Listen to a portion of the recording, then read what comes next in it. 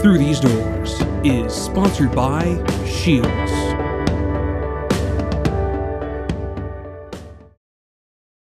Here's to everyone who believes in competition and good sportsmanship, who knows it's not about the trophies or the medals, but rather the lessons learned. For those who understand, it's not whether you win or lose, just that you give your best. So go ahead, lace them up, take the field, have fun, and play.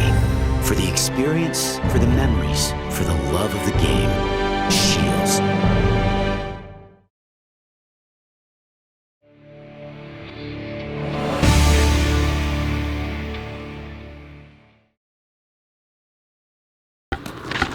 Oh, we're heading over to get our hair cut. This is a little longer than mine. So, fellas. You're gonna need to get chairs. I can grab some chairs. Huh? Not going Looks like yours is longer than mine. Mine is so long. in You one. didn't really give it a good thin. We'll give it a really good. Maybe mix in some shampoo.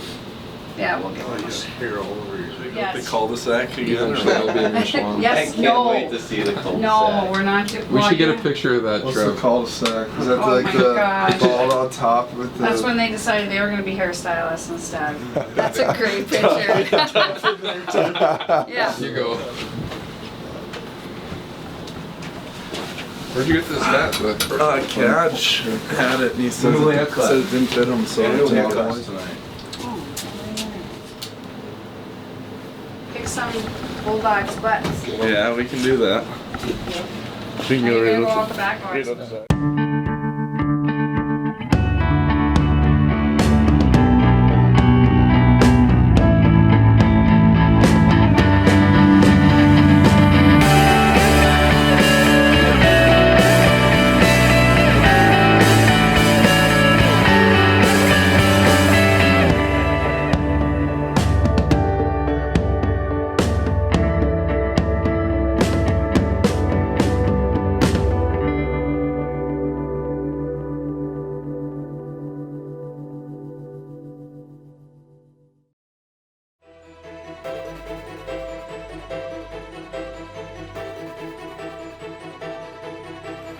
After its final off week of the season, the University of North Dakota men's hockey team was back on the road last weekend.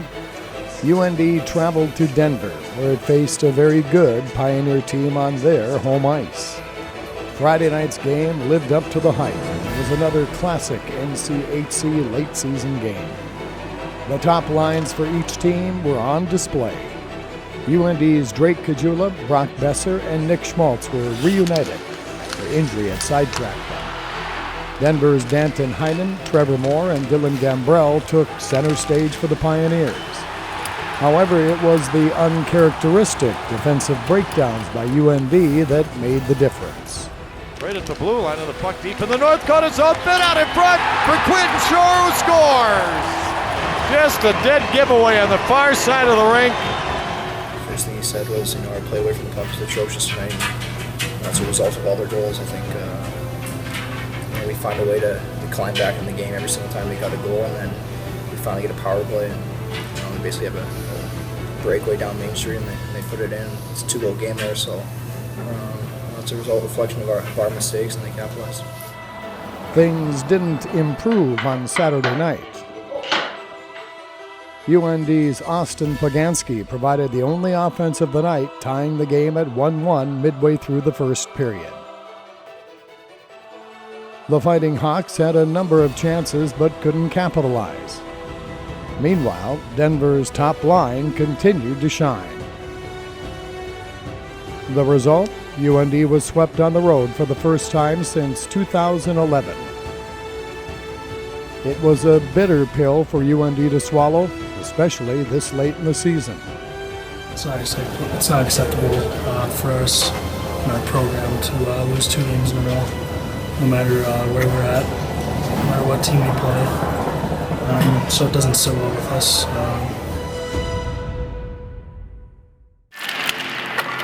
For sophomore Trevor Olson, this weekend's matchup versus Minnesota Duluth holds a special meaning.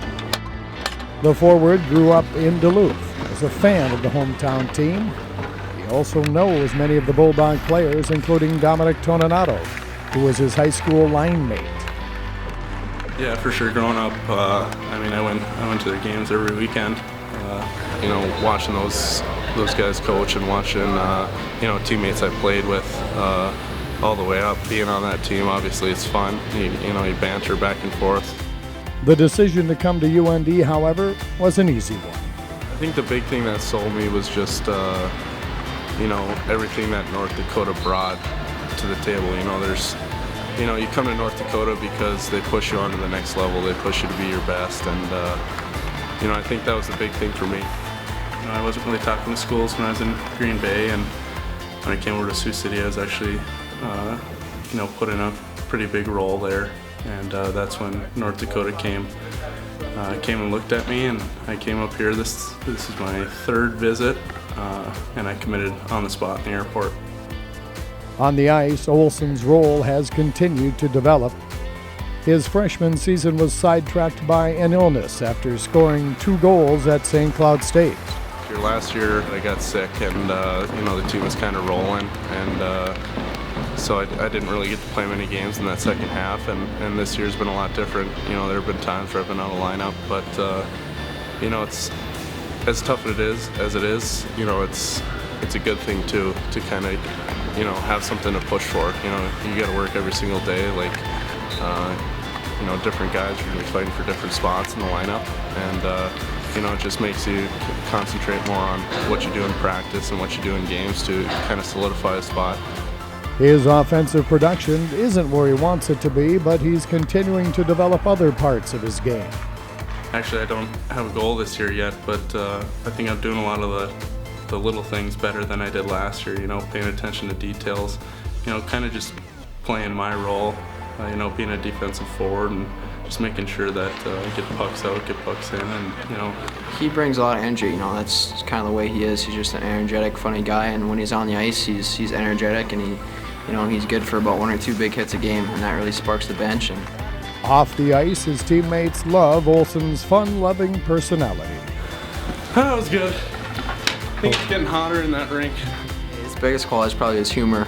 He's a pretty funny guy, and it's really enjoyable to live with him. He's always telling jokes or just being funny and someone to kind of laugh at, and he laughs at himself a lot, so it's a lot of fun to live with him. Nice, he's just fun to be around. He's a jokester.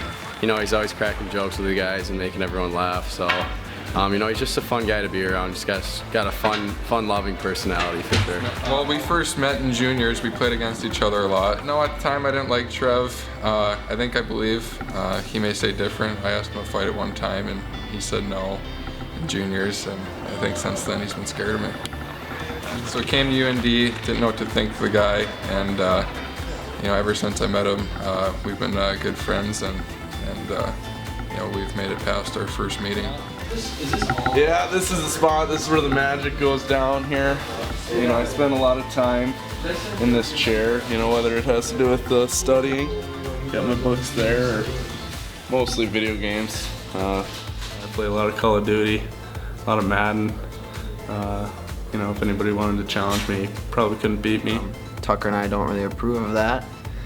We kind of want to watch our movies, and we got Trevor's background, Call of Duty. Oh, I don't think any of them can compete with me. I beat Landon by like 15 in Chell most of the time. I beat Tucker 28-0 in Madden one time, and John's lucky to get a kill or 2 in Call of Duty. So, video games wise, they don't really compare. He got me into a lot of movies. I was never really a big movie guy, but he loves his movies, so we crushed a lot of movies last year, and I'd say that's probably what we did most with our free time. Way too much, so Tucker and I have talked to him. We're kind of his parents, trying to keep him in good habits, but I don't know, he probably spends 10 hours on there a day. UND will need players like Trevor Olson to step up during its playoff run. Tied for first place in the NCHC, there's no room for mistakes for North Dakota. I think last weekend was a big eye-opener for our group. I don't think we've really had to handle anything like that yet before, so in the long run, I think that's going to help us mature as a team, and we definitely got to get back on the horse here with Duluth coming to town because they're a great team, and obviously we're neck and neck with St. Cloud right now going down to the final at the Penrose here. UND will face a Minnesota Duluth team desperate to stay in the top half of the NCHC and in the national race. Yeah, they're going to be really aggressive. I remember playing in Duluth. Their defensemen were really aggressive, trying to prevent us from breaking out of the zone. So I know that they're going to come with a lot of pressure, and we're just going to have to be ready for that. The Fighting Hawks swept the Bulldogs in their building last December, and know they will be very focused this weekend. We got to be ready for what they're going to bring to us this weekend. They're a good team. They've had some struggles, but we know they can score goals, and we know that they can do the little things to cause some havoc in our ring. So we just got to bring it, and it'll be a fun weekend again. After being swept at Denver, practices have been very focused this week at Ralph Engelstad Arena, hopefully turning that sweep into a silver lining. I don't think we have to change too much. We just kind of we really try to prepare ourselves each day for practice, and we just got to get back to the things that we do well, and we're just trying to gear up for a good bounce back weekend.